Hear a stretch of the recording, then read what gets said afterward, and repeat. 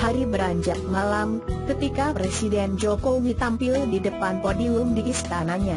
Sementara di belakang pria kurus berbaju putih itu berdiri sosok-sosok yang menyimak secara seksama kata per kata yang keluar dari bibirnya. Kali ini, Jokowi melakukan langkah yang sama yang pernah diambil mantan Presiden Susilo Bambang Yudhoyono saat 2009 lalu. Turun tangan membentuk tim independen untuk menengahi ketegangan antara dua lembaga hukum, Polri dan KPK. Keputusan ini diambil setelah dua lembaga penegak hukum itu menawan masing-masing pimpinannya. KPK menjerat calon Kapolri Tunggal Komjen Pol Budi Gunawan, dan Polri membidik Wakil Ketua KPK Bambang Wijoyanto. Kita sepakat, institusi KPK dan Polri harus menjaga kewibawaan sebagai institusi sebagai penegak hukum.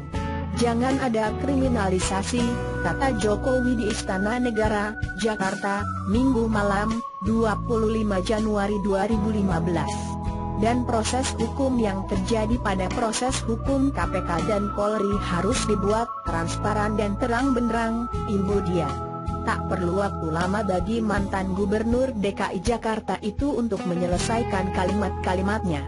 Sesudah 3 menit, dia mundur dari podiumnya dan memberikan tempat bagi sosok-sosok yang sebelumnya berdiri di belakangnya. Meskipun belum dibentuk secara resmi, merekalah para anggota tim independen yang diberikan mandat oleh Jokowi untuk memastikan KPK dan Polri menegakkan hukum dengan objektif. Masing-masing kubu, Polri maupun KPK terwakili di dalamnya. Anggotanya, yakni mantan Ketua MK Jimli Ashidikie, mantan Wakil Ketua Komisi Pemberantasan Korupsi, KPK, Eri Riana Harja Pamekas, mantan PLT Ketua KPK Tumpah Hatsorangan Panggabaan.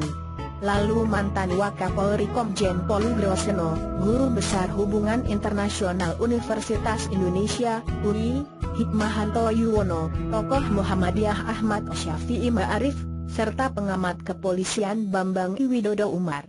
Kami diminta memberikan masukan terkait dengan perkara antara KPK dan Polri. Kami diundang secara pribadi, ucap Jimli Ashidikie.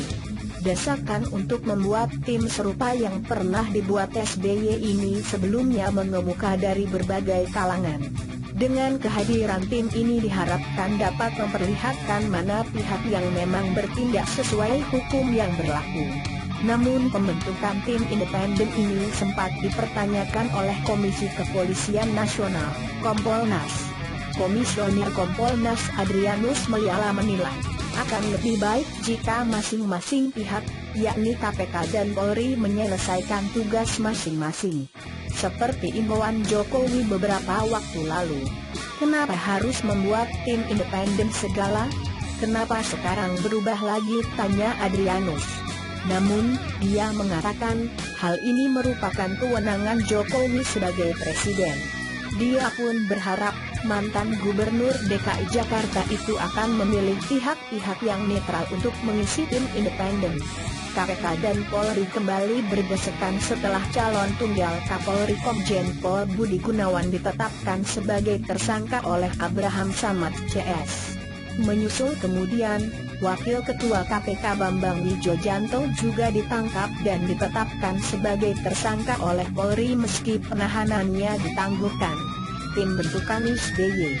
6 tahun lalu, November 2009, setelah didesak banyak pihak, Presiden Susilo Bambang Yudhoyono akhirnya turun tangan.